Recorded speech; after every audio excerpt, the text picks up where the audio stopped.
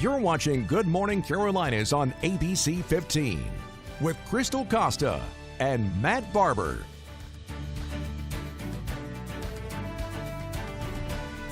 Welcome back, everyone. At 6:31, the state of Florida saw heavy rain and triple-digit wind gusts from Hurricane Irma all weekend. Irma did weaken to a Category 1 storm overnight, but is now moving up the center of the state. Right now, you're taking a live look out of Daytona Beach, Florida, where you can see that rough current. The eastern part of the state is seeing its share of impacts as well. We do have team coverage this morning on how Hurricane Irma will impact us throughout the day. Chief Meteorologist Piotrowski is in the First Warning Weather Center. Amanda Kinseth is live in Myrtle Beach, and Sydney Glenn is standing by in Litchfield Beach. But first, we do have some breaking news from overnight we've been following out of Texas. Police are telling us 8 people have died. 2 others are hurt this morning after a shooting at a home in Plano. That is just north of Dallas. Police officers responded after gunshots were heard. Officials say a police officer shot and killed the suspect. 2 others were also found wounded in this shooting. No officers were hurt. But back to our top story this morning, to the very latest on Hurricane Irma. Life-threatening storm surge. Flooding is what's facing Florida at this hour. The storm's expected to be devastating for Central Florida, Tampa, Fort Myers, Naples, and Key West. Irma's reach is now being felt on both coasts of Florida and is expected to affect Alabama, Georgia, and parts of the Carolinas as well. CNN's Holly Furfer is live for us this morning in Tampa, Florida, with much more.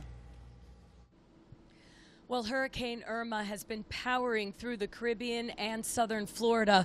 This storm that is wider than the state of Florida itself is not done yet. Utter devastation throughout the Sunshine State. Hurricane Irma tore through southwest Florida Sunday, bringing down trees and lots of debris in its wake. Governor Rick Scott says he's been in close contact with the White House. We're working very closely with the federal government to make sure Floridians have the resources they need for this storm. Irma brought 90-mile-per-hour wind gusts to Miami and enough rain to flood some of the area's roadways. Much of the state is under a hurricane warning. At least 3 million are without power. And now neighboring states are bracing for Irma. Stay in place, make sure that it's a secure place as much as you can do so, and stay off the roads. A state of emergency is declared for all of Georgia's 159 counties.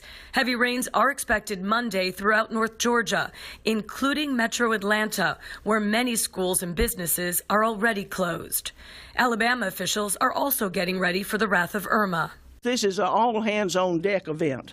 Irma spent a record-setting 3 days as a Category 5 hurricane and is the strongest Atlantic Basin hurricane ever recorded outside of the Gulf of Mexico and the Caribbean Sea. And one of the things that's been so remarkable about this storm is her unpredictability. Here in Tampa, they were expecting it to make landfall as a Category 4, but this storm ticked a little bit east, went over the state, and landed here in Tampa at a much lower strength.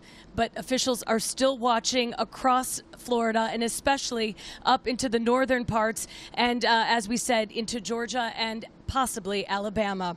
Reporting from Tampa, I'm Holly Furfer. Back to you. And the American Red Cross says 26 million people could be affected in the path of Hurricane Irma. Florida state officials say they hope to assess some of the damage from over the weekend later today.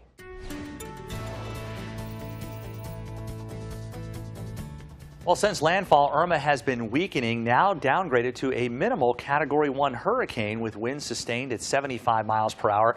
That's in a very small area near the center. Most areas are not seeing hurricane force winds at all. It's all tropical storm force winds. Plenty of rain moving through North Florida as well as Irma is now moving to the north and northwest at 18 miles per hour. You can see all that heavy rain is located over Georgia and will pinwheel into the southern half of South Carolina. We'll get more heavy rain, especially later on today.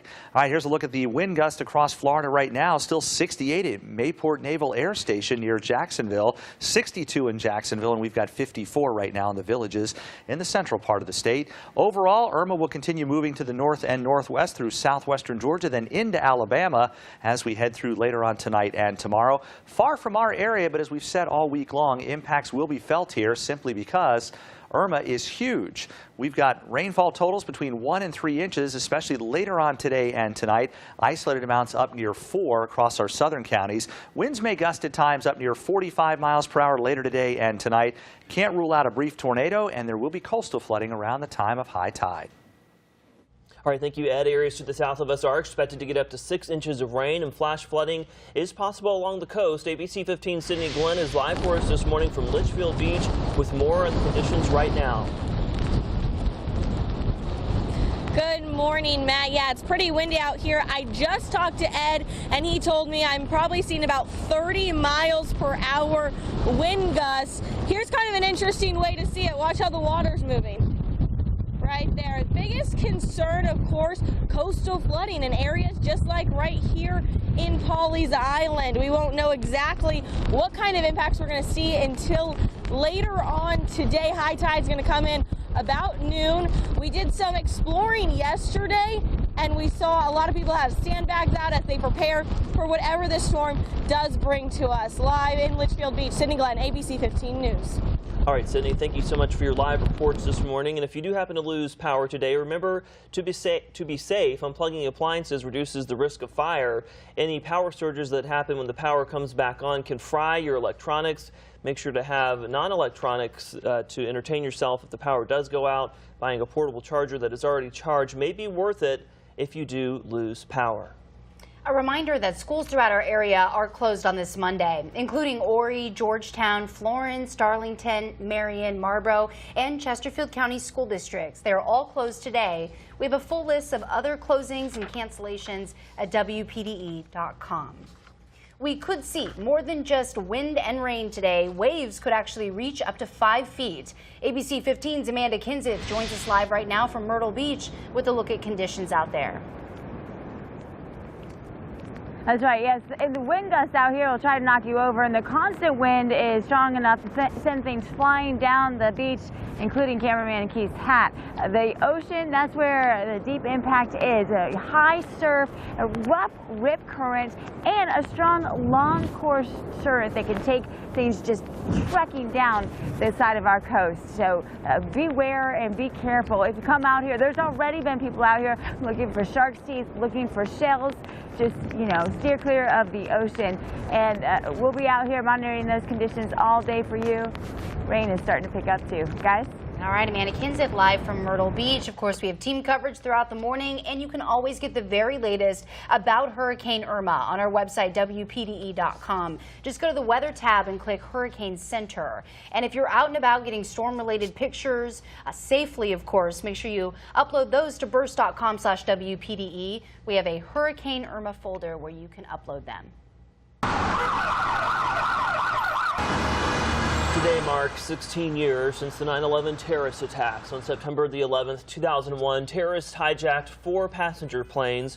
2 planes crashed into New York's World Trade Center. A 3rd plane slammed into the Pentagon, and that 4th plane crashed in an empty field in Pennsylvania. Nearly 3,000 people were killed. A remembrance ceremony will be held at the 9/11 Memorial Museum in New York City today. President Donald Trump will lead a moment of silence at the White House and attend a ceremony at the Pentagon. Vice President Mike Pence will attend a memorial in Pennsylvania.